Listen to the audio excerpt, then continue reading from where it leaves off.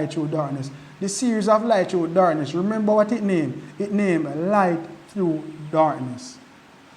Eye through darkness. So every one of us eye can see through darkness. Is that true? Yeah.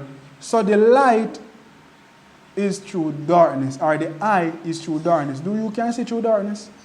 Yes, you're supposed to can. Virgin, you're supposed to can see through darkness. If you cannot see through darkness, that means the pupil of your eye is something wrong with it.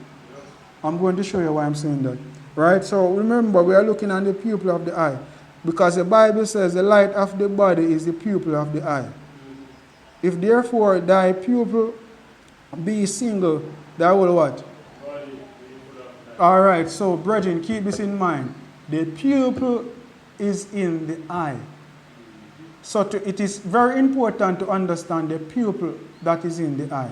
It says that the light of the body is the eye. So the light of the church body is the pupil. In the eye, we have the pupil, and the pupil control the light. So the pupil would represent Christ, because Christ is the one that controls the light. Of the eye control the light, or how much light enter to the body. But it's what I'm saying, or how much light that sends signal to the brain, because the eye and the brain work together. So remember what they said. They said, this is the pupil. It is small, so I don't think everyone will see it, unless you have good eye. Understand? So this is the pupil, and sometimes the pupil gets wide, sometimes it gets narrow or close up, depend on the night or day.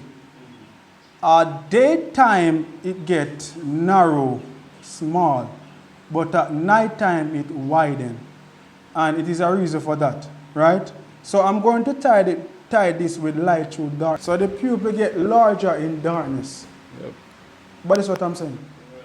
So there's a reason for that. One of the reasons why the pupil get wider in darkness is to send shock signal to the ear. So the fact that God is giving us light through darkness experience, or the messages, is to us to make our understanding more wider.